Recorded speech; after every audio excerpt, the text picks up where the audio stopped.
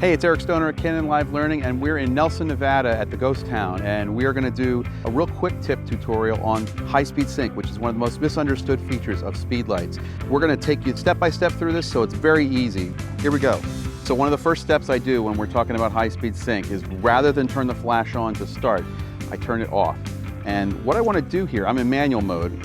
The whole idea here is to blur the background out through depth of field. And when I'm shooting with wide open apertures of f2.8 or even wider than that, it becomes problematic. Now I'm using the EOS R today, and all I'm going to do is just point the camera up at the sky, and just till I get a really decent looking moody sky. And right now, as I'm looking at my model Sean, she's in complete darkness right now. But we're going to add light to that with the high-speed sync. So now I've got a good exposure. I'm at like 4 thousandths of a second at f2.5. I'm at about 100 ISO. Now I'm going to turn the flash on. On the transmitter here, I'm going to hit this button right here. It says sync, and now it's on. High-speed sync allows me to take the shutter speed well beyond the normal sync range of the camera, which is, in this camera's case, it's the 200th of a second. So we think about light like this. You've got the localized light on your subject. That's controlled through the aperture. The background is all controlled through shutter speed. As we realize that flash in the mag box here is not going to travel all the way out to the mountains. I've got 2 Canon 600 EXRTs in that box, and that's going to really help me get enough light on my subject. I'm going to get a low camera angle so I can get more of that sky in the frame. Good, good, good. Here we go.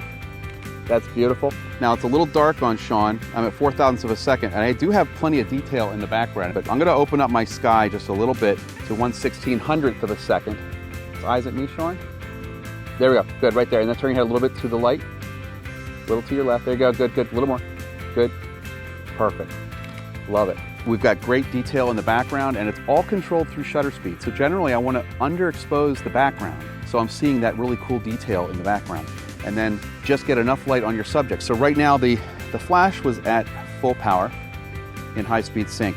If I want to make the flash a little more sensitive and a little more efficient with the light, I can always bump my ISO up. So right now we're at 100 ISO. I can take everything in half and go to 200 ISO. So I'm not wasting as much power. And that will allow me to then speed my shutter up. I was at 1/1600th. I'll go to 1/3200th. Now I'm at 200 ISO, so it's basically going to look like the same, and I'm using less power out of my flash. On my transmitter here, go into the group and then just dial it down by half. And then we've basically saved half the power in our flash by doing this. So we can shoot longer. Chin up a hair, more towards Jeremy. Turn more and more and more, right there, freeze. Excellent. So essentially the same shot, and now I've saved some of the battery power from the flash.